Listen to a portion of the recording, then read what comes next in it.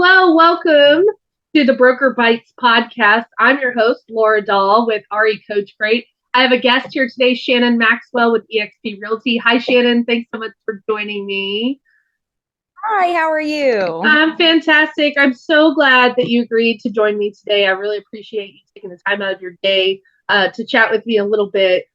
Shannon, tell us a little bit for people who don't know you, never heard of you.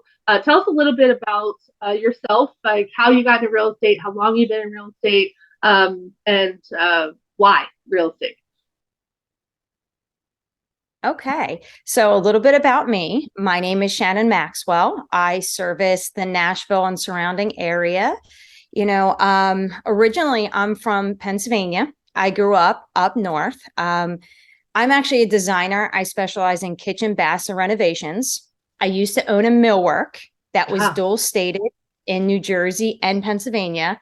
Wow. So when we weren't doing like high-end bars and kitchens and bathrooms and things like that, I was building, renovating, and flipping homes. Okay. And I did that for over a decade. Wow. So, that's, I guess, really my introduction into real estate. So, I did that for, I think it was like 11 and a half years. Wow. So, and what actually brought me down to Nashville was my oldest son. He is autistic. Okay. You would never know. He's got fantastic services. He's great. But it was always a fight to get him services in schools. Mm-hmm. Yeah. So I was like, okay, we need to find a booming housing market. We need to find, a location with great schools because I need to get, my son into a better situation. Sure. So in that, Nashville was one of them. We went and we looked at, Raleigh, North Carolina and Colorado Springs, like all of these different areas that were the top 10 for special needs in the country. Sure. And when we came down to Nashville, we were like, absolutely, this is the place. Mm-hmm. I was relocating 5 employees, a full business, everything down here. Wow. And I get down here first and, it's me and my son. Mm-hmm. And my business partner, his parents got sick and he's like, hey, you need to come back, because I can't leave my parents. And I was like, about that, you need to buy me out because I'm here, my son's in the district and, I'm not moving. So, going like, well, what am I going to do now? I'm sitting in this 2-bedroom apartment that I just rented. I moved 13 hours from everyone I knew, like, what am I going to do? And I was like, well, I'm just going to go into real estate. I've been on the other side for so long. I bought and sold my own flips, I know how to do this. Sure. So that's when I went into full-time real estate down here. That was about 7 years ago. Okay. So first thing that I knew is I was not going to compete with everyone who had their sphere of influence around here. So that's where I had to start brainstorming, where I was like, okay, how am I going to get myself to where, people know me and my name, and how am I going to get my own business, around here when there's 5,000 other realtors, when you throw a rock. Right. So. 18,000. Sure. Yeah. So what was the strategy that you thought would help you differentiate yourself from the 18,000 other agents out there? So I really had to be like, okay, like, what did I do myself to get down here, and really, what did I need to get down here? And relocating to a different state is very stressful, and I'm going, well, if I'm going to do this for a client, I'm going to be their eyes, their ears, their nose, I'm going to be their only person that they know. I didn't know anybody, so how can I be like that for people? Because I've done it. So what does that look like? And the fact that I have the construction background. Now, I'm not an inspector, but I can see red flags before even going in, to contract. So then I was like, okay, from the millwork business, I knew you had to be in the right rooms to get the right people, to get that right connection. So from the very beginning, I was like, I need to network where everybody else isn't networking. Where are these smaller network places? I'm going to spend $1,000 for a ticket and go to Dallas because I know I need to be in that room. Wow. And that's how I started off. Was I actually, didn't network in Nashville at all. I networked around the country. Yeah, that's awesome. That's brilliant. Well, one of the reasons I asked you to be a guest today is I've been talking a lot with a lot of the clients that I coach. They're really trying to build their referral business, increase the number of referrals. But like you said, most are going about it in the wrong way. Most are going about it trying to network locally, and it's a oversaturated, like there's plenty of business out there for everyone, don't get me wrong, but it's oversaturated locally with, why market to all the people around you instead of all the people around the country when we know people are coming here is a great way to capture it. But one of the reasons I really focused on you is because I'm in a lot of networking groups with agents all over the country, and time again, and probably a minimum of 12 times in the last like 3 months, that someone has asked for a referral for an agent in Nashville, and your name has come up 10 or 15 times more than any other agent is referred in all the various groups that I'm in. It is Shannan Maxwell. Shannan Maxwell. Shannan Maxwell is my go-to. She's amazing. She's incredible. She gets all my referrals. And I am just, number one, so proud of you for how you've accomplished that in 7 years is amazing. Number two, the fact that your name is said more times than any other agent means that you've not only networked in a way where people remember you, but networked in a way that you earned their referrals. And I'm guessing that there must be a special level of your service that would make people keep referring you over and over and over again. And so you have the special sauce that I want to share with people, that I try to coach people how to do. I'm so grateful that you took the time to do this. So tell me, obviously you shared that you networked at other places outside of Nashville. So talk to us about what that networking looked like for you at a ticketed event like that. What was your strategy going in? How did you leave it with people? What did you do special to make sure that people remembered you after they left those events? So usually what I would do is, I would pick events that weren't like, KW Family Reunion or right. EXP Con or things like that, because there are so many people, you're not going to get what you want out of it. So you really want it things like, like gritty girls, girls with grit. They're having one, in Dallas. That's going to be like 300 to 500 people. Right. You're going to go places like Sphere Rocket, they have their 500 to 700 people, any type of like Align-ify, they're going to have their groups that are, about 100 people. Messy Middle Mastermind, they might have 70 to 100 people. You want these groups that are smaller because, right. You actually know people, and you talk them through it. So that was my first strategy, was what rooms do I need to be in? And what rooms are those people in smaller numbers? Because of course, if there's 500, 5,000 agents, how many of them are going to be from Nashville? Right. Probably a good 500, yeah, right? Yeah, sure, sure. Amount, right? Right. So I had to think, strategically of who do I want to associate myself with? And I did a lot of work with that. Like, who are these actual people speaking? Who am I going to put my brand, on? And then I went to those meetings. And then at those meetings, that's not where it was like, oh, I met you, you tagged me. That's not how that really works. I nurture all of those relationships. Right. I've either done referrals with these people already, or, we talk almost monthly. Hey, how are you? How can I help you? This is how I do my Facebook ads. Can I help you with this? I'm really good at help with, giving to get something in return, giving to them. Yeah, absolutely. Because a lot of times, it's simple. Like, hey, I'm having a problem. Can I just throw it at you? And I'm like, I'm fantastic at that. I'm great at outside the box. Good. Come to me. Let's brainstorm, and then you go do it and knock it out. Let me know if I can help you. Love it. But those are those things where not only are people asking me questions, but they're now seeing how I run my business, and that's huge. I look for a referral partner as well. Can we align because our businesses are alike? Right. Because if your client is used to this and I'm doing this, when you pass them over to me, that might be a shell shock. I might not be that agent for you, right. But now here's my business. I'm an open book. This is how I do it. This is how my communication is. If we match, our businesses match, then that your clients are going to get taken care of, like you take care of your clients. Right. And it's going to be a seamless transition from you to them. 100%. Yeah. Correct. Yeah. Because realistically, when it comes to referrals, you're one big team. You're making that referring agent, they're your client too. So That's right. You have to make sure that it looks all like one huge hug, Sure. And, and so when my clients get under contract and things like that, that referring agent gets a text message right away. Hey, FYI, they're under contract. I want you to celebrate them too, because you don't want them to feel like they're just passed off either. Yeah. And that's what a lot of agents do, is they just accept the referral, and the person who referred them doesn't even know if we're even looking at property, if they like things, if they don't like things, or they're in the dark until they get a referral check.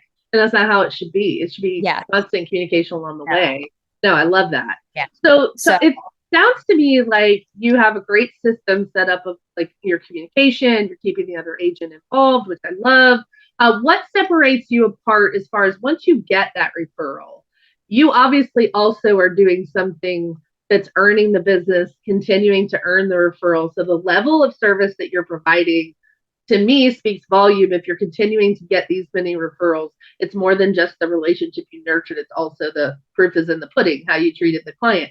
So what are you doing that's special and unique once you get that referral? What would you say that you're doing that's helped you continue to earn referral business?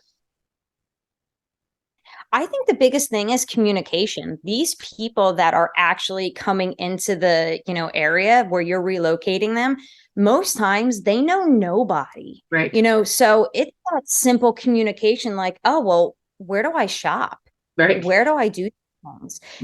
So I'm actually in the process now of, getting, surveys from the area where I'm like, hey, where's your favorite restaurant in Murfreesboro? So when people move into the area, I'd be like, hey, here's your guide of living in Murfreesboro from your peers, not me, from the community. This is what they say to do.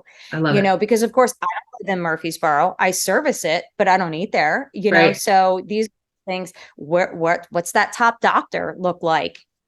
I've had to pick up documents from schools.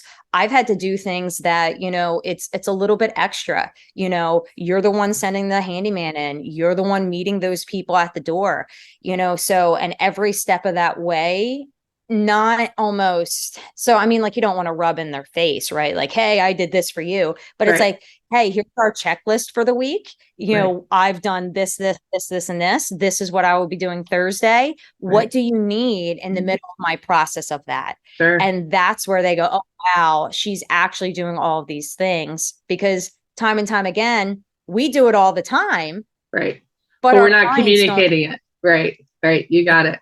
I love that. And obviously, I think if you have a checklist too, and you're sharing that with them and you're communicating with them, not of a bragging, like you said, not, oh, look what I did for you. But again, we are the boots on the ground for them until they get here.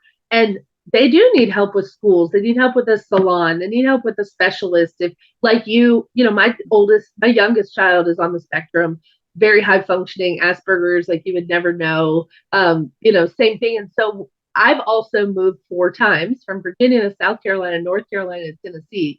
And I think you are 100% right. If you identify what a client needs when they relocate from one state to another, assuming they know no one, what would they need help with? How do you navigate all of that? And so there are, obviously, when you're working with relocation, the best service that you can give them is doing all the things that are outside the box, and things that other agents wouldn't be willing to do because that's just, not in their job description or whatever. But that's the level of service that people relocating from one state to another need. I love that. And you, with your checklists and everything, you're showing them, listen, I'm a professional. I do this full time. I specialize in helping people relocate in the Nashville area. And these are all the things that I can help you with. I love that. Anything that you've done to, obviously your reputation speaks for itself, but how are you thanking the people that are referring you? Is that publicly? Is it personally? Is it both? What way are you thinking? So anyone who usually refers to me, they'll get like, a little Starbucks gift card. Thank you so much. Here, have a cup of coffee on me. I really appreciate your support. I do try to, throughout the year, send everyone a custom gift where it's just not $5 Starbucks gift card. Sure. Now that's kind of hard to do, but I have my normal referring partners that, I have a list and, I try to know all of these personally. So my, connection in Chattanooga is going to get something different than my connection in LA, so I really try to, I think listening is the biggest thing, when I have, and I have these talks and, I network and I take little notes on people, where I'm like, oh, okay, well, Megan likes Harry Potter, or, she just has a little girl and, Elizabeth, her son's going to, college and, we were at this mastermind and she likes this type of swing, so it's like, just pay attention. Well, that's the thing, that's when we make it personal, like that deepens the relationship with people, right? So like even with a referral partner, somebody in LA that you might have only met in person one time, but you've talked to on the phone many times, you've, whatever, interacted with on groups or whatever it is, but you took the time to remember them personally and some fact about them personally that you've integrated in your way of thanking them or appreciating them or whatever it is. And that is going to help you solidify that relationship 10 times over just, a note card every, once a year or something like that. So I love that. That's beautiful. Any other advice that you have for anybody that's looking to really build let's say people are on a more limited budget and they don't really have the opportunity to go to 6 or 7 different smaller events or something. Do you have any other suggestions of how they might be able to build their referral network if they're not able to physically go in person somewhere to an event? So, figure out what your sister locations are. So, in Nashville, you have GM, you have Southwest, you have Amazon. Where are these people transferring from? Right. So I'm going to say, oh, I'm going to go into Real Estate Mastermind and I'm going to see, be like, hey, I want to network someone from Dallas, right? Who wants to jump on a call. Let's Zoom. Yeah. Let's just conversations. And don't be afraid to drop the names of those companies that are sister companies too. Like instead of just thinking of the area, like, hey, because you don't know who's connected to who at any time, but drop those names of those companies for sure. I love that. That's great. What percentage of your business would you say comes from referrals? 90%. That's awesome. Yeah, I had a feeling. So and that's not referring business. That's new members coming in. So, it's a little challenging to get that recurring, business because of, again, they really don't know people here, so once they start getting established, you don't really start getting referrals from the referral for about 3 years. It gives them that time to settle into the area. Yeah. Unless they're bringing families with them, like grandma's coming with the kids or, they helped get all their family members jobs or whatever it is. All at one time. Yes, they come all that's the usually same at one time. That because once one person sees how they're being taken care of, it's like, oh, I'm going to move quicker. And then you're like, oh, wait a second, I'm seeing 5 homes for 5 of you right now. Like, give me a minute. Let me get this one. Then I'll do the rest. I love that. Is there anything that is unique or specific to you or your level of service that you think separates you from other people that may specialize in relocation? So I think the real difference with me is, one, I know the housing background. So, knowing when you walk into a house, if this is going to back wall is going to fall down or not, like I'm calling in crawl spaces, I'm in attics, I'm in places that most people aren't going, right? So my inspector laughs at me all the time. He's like, because I'm like, I have this. These are all my questions. We're going in and we've been in crawl spaces together, so, not the fun stuff. He brings an extra suit for not you. Dressed. Yeah. Yeah. I love it. Well, he goes in and gets all the stuff. Yeah, or the snakes. Yes, I hear you. That's awesome. Yeah. So, you do have that coming in. But I mean, really, it's just taking time. It's like, hey, I'm going to take my time with you, and I'm going to answer your questions. And this isn't going to be easy. I'm not pretending that it's easy. It's paying attention. Like I had one client who their truck broke down. And I always have, when they're relocating, I have the moving company put us as CC on the email so we can see when things are coming. Sometimes trucks are coming early and we have to sign for things. Yeah. I've had people drop cars off at my personal house. Right. I've had a dog get dropped off in my backyard. It's like all of these things because there's literally nobody else here. Yeah, they don't have any resources. Yeah, no. Yeah. Yeah, I love that. You're giving your personal address. You're giving these things because you're like, okay, you're trusting me. I got to trust you, right. At some level, right. But one time I had a client who, their moving truck broke down and they were in the air and they're like, well, we're 2 weeks. We can't do anything. It's going to be 2 weeks. And I was like, well, okay, here we are. What are we going to do? Right. And, we Amazoned a couch, we Amazoned a table and chairs and a thing of pots. So it was primed the next day before they even got there, before they even landed. They had all of this stuff in their house that they didn't know about. Wow. I talked the sellers into leaving their TV so they can at least have a TV. Wow. So when they walked in, they at least had somewhere to sit. They had something to eat where it wasn't, eating out all the time. If every day. Yeah. Girl. I mean, it was thing, but it was $600 on Amazon. That was it. The couch was $300. It's just things like that, where it's just like that next thought, I've gotten 7 referrals from that client. Right. 7. Right. So I have all coached. Because I bought them. Right. Because you went the extra mile. You never once thought about what it's going to cost me. You thought about how are these people inconvenienced for the next 2 weeks and can I solve that? Like that, yes. Girl, you deserve the award right there. Like that is going above and beyond. Like that is, but honestly, that's how our business should be. It is a personal business. This is the thing. Like our clients are trusting us with the most personal decisions that they're making for their families, for their lives.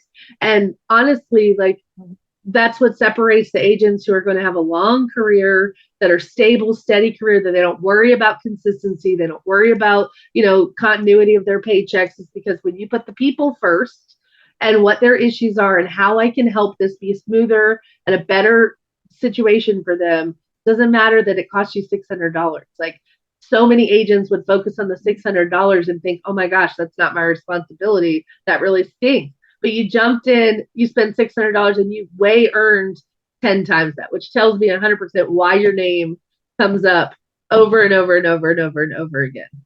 I am a big fan. I assure you, like, if someone's asking me, who do I think does an incredible, amazing job at relocation, I would give them your name over and over and over again. And now I know why your name keeps coming up. One more question I have for you is, what collateral or what are you giving when you do go to these conferences and you're meeting people and you're earning referral business and you're talking to them throughout the conference and you're interacting with them? What collateral, what kind of things are you giving them to be memorable, or what are you putting in their hands? What kind of information are you exchanging at that initial meeting with people that you're trying to earn their referrals? So my goal every time I go to a new event is to meet 15 people. Okay. And I don't give them anything. It's, I'm going to become your friend on Facebook. Okay. And after the meeting, after the conference, I then reach out to those 15 people. I'm like, hey, I would really like to see how I can help you, in your business. Let's jump on a Zoom call. And I will have 15 appointments for 2 weeks after the conference. And it's just a call like that. Hey, where are you struggling? Because I struggle too, but where can I help in that struggle? Or maybe I have some ideas. And then I'll open up my Asana, and then I have my task lists. I have some employees, like, this is what we do, let me share everything that I have, because we're never reinventing the wheel. Right. It's, it's simple. Right. And I never consider other realtors as, any Right. We're not in a gang. effect. Right. We're not in a gang. Like, you can sit with Like, us. they're It's not okay.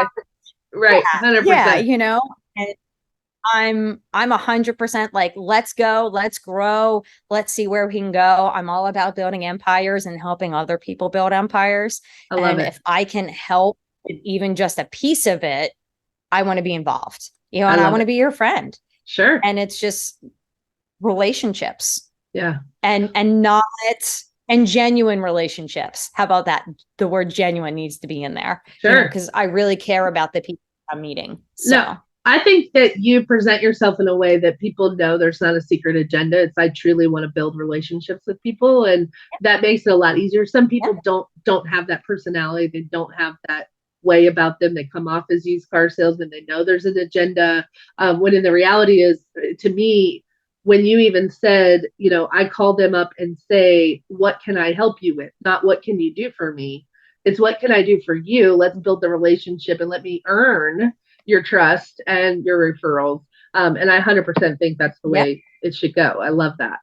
Anything else you want people to know about you and your business, or anything else fun facts of anything you want someone to know about what's like working with you or what they can expect? Well, I mean, like, I just love to have fun, and I love smooth and easy transactions. That's like my jam. Right. But the fun thing is I actually love to negotiate. So, I kind of go in strong, and, it's, that's where I live, is where I'm like, oh, am I going to get that? Am I going to get that? And so that's the fun part to me, to see how well I can protect my clients in the actual contracts. I mean, I've probably gotten in COVID 7 VA loans under contract. Love it. Within multiple situations and things like that. So I'm all about this is our game plan. This is what we're doing, and I'm going to get us there, and we're going to figure out how that looks. I mean, we did a GoFundMe account for a VA before, because we needed a gap. And of course, how the VA, they don't want their loans to do that. Right. So what happened with me and the parents, we did a GoFundMe. I gave in my full commission for the gap. And then parents paid me the GoFundMe, and we were able to get my commission and the moving expenses paid, and then just because, so it's those things where I'm like, we have a problem, we're going to figure it out. Right. And, honestly, I was probably a little bit short on my commission too, but that's fine. You know what I mean? Like, that's not it at the end of the day. The end of the day is, we got the home, and my client was in there, and they were moved, so that's just where it is. It's all about each contract, and I meet people where they are, and that's all different places and at all different price points. You got it. I love that. I love that so much. And one of the things that I hear you saying without saying it too is that you're a natural problem solver.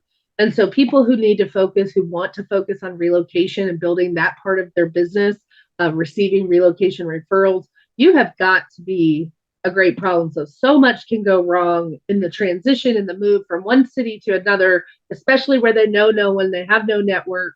But so much is in the air, and they're relying on moving companies and things being done out of the state. They're trusting you. A lot of times our clients aren't even looking at the house. They're trusting us to go take video walkthroughs sometimes, or photos. And they're relying heavily on our opinion about whether or not we think they'll be happy there, which, unless you have a relationship with them, you have no idea if they will or won't. But it sounds like one of your skill set and one of your superpowers is you are a great problem solver. You think outside the box.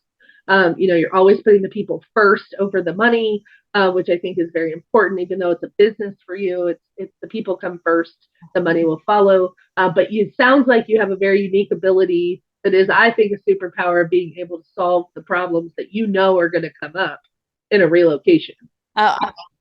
We both know that it's, there's tons of hurdles, and no file is the same. You're like, oh, I've been in real estate for 7 years. Let me tell you, last month I was like, well, I've never dealt with this before. Right.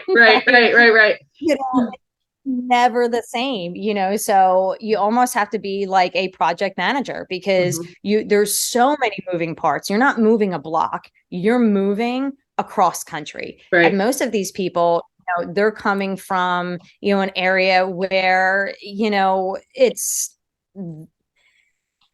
when they're coming from California or they're coming from Chicago or they're coming from New York, their culture is completely different. So it's even a culture shock coming down here. So, it's a lot of patience. It's a lot of, you really just have to let me in fully. Don't keep me out on the outside, because if you let me in, I'll take care of it all. Yeah. I can help on the outside. Yeah. And sometimes they're hesitant because they've never met another agent that's willing to take on the personal stuff that you're willing to do. And you have to convince them, no, I got that. I can handle that for you. I can take care of this for you. They're just not used to people being willing to do things outside of the scope of what they expect us as agents to do. And so you kind of have to ease them into that sometimes and say, when I tell you I'm on your team, I am 100% on your team. We're in this together. I'm going to help you get set up. So it sounds like you're also providing some ancillary services. It's more than finding the house, negotiate on their behalf, negotiating the inspection, things like that. It sounds like you're doing some additional services. What kind of additional services do you think are most important in providing to relocation clients? Because obviously they know no one, but we talked a little bit about them, but what other kind of services are you doing, or how are you helping people acclimate faster or easier once they get here?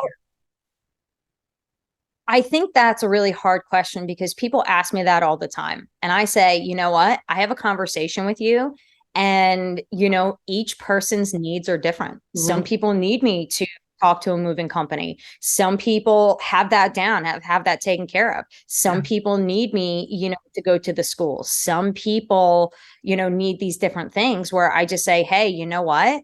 Like, I call it a 7-star service, because there's no description. It's when you need something, and, it's not ridiculous. I mean, if I could give you 50 grand, I would, but it's kind of, my job is to make your transition smooth from one location to the other. And then when you get here, times, I've already have met that personality. We've talked, we've joked around. I'm going to introduce you to a client of mine who has like children, like personality, maybe in the same area, be like, hey, I just want you to introduce you to these people. So, sometimes it's as simple as, hey, my son's having a birthday party. I'm going to do it at the trampoline park. I'm going to invite these 7 people that just moved into the area so they can get to know each other. So it's just things like that. Once they settle, and I use excuses. I use my kids a lot as an excuse to get them together, because I don't want to be like, oh, here's just a party. I'm like, oh, well, hey, we have this going on, come join us. Sure. And then you have people who, they hit the ground running. They're like, hey, I got this. I know how to make friends. And you're like, cool. Good for you. Yeah. Easier. I find that it's harder as an adult when your children are older to make friends, because again, when your kids are younger, you have kids contacts or things that kids do that you can connect people with that are kind of, you don't even have to talk a lot, like kids don't have to really love each other. They still can play together, kind of thing. But when your kid's older and you're an adult, you get set in your ways. You're very opinionated about certain things. You're like, you start hang around certain types of people or whatever. It's just harder to make friends as adults without some kind of connection. So that part is really important. I have hosted dinner parties, like, new to Nashville dinner parties, like just, hey, here's a chance for you to come meet 7 other people who've moved here in the last 6 months or something, those kinds of things. But I think that part is super important, is just if you are planning on getting in the relocation business, or you're planning on building that part of your business, be prepared to not only help them problem solve, pivot when things go wrong, sidestep disasters, have an Amazon cart ready to go, or at least know that you have options if something like that happens. But also be prepared to help them gather the resources that they're going to need to feel settled faster, or to feel like this is home, so that it doesn't take 3 years before they start feeling like, okay, this is home, But I love it. I love the level of service that you provide. 7-star service is a goal we all should be really striving to obtain. And I love that, you'll your business emulates that. It sounds like I can tell by the way that you're referred over and over and over again that you really have worked hard in building relationships and then earning those referrals by giving back to them and treating their clients better than they can imagine. And it sounds like, you have a business that people should be working to emulate. So I love that. Thank you so much for being a guest with us. If people are looking to reach Shannon, you can find her at 615-249-8703. Is that correct? Or you can find her at maxwellpropertiestn.com. That's right? Correct. Awesome. That's me. Thank you.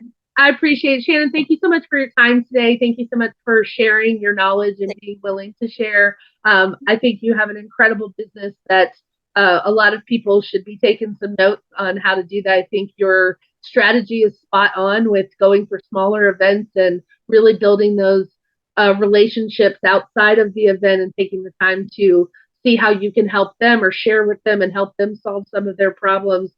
But then also your level of service on the back end speaks volumes as to why you're the agent that keeps getting referred over and over and over again. So thank you for all you do to help change the way people think about real estate agents and helping elevate the level of service that we provide so that people realize and recognize that they need a realtor in their life. So thank you very much. I appreciate that.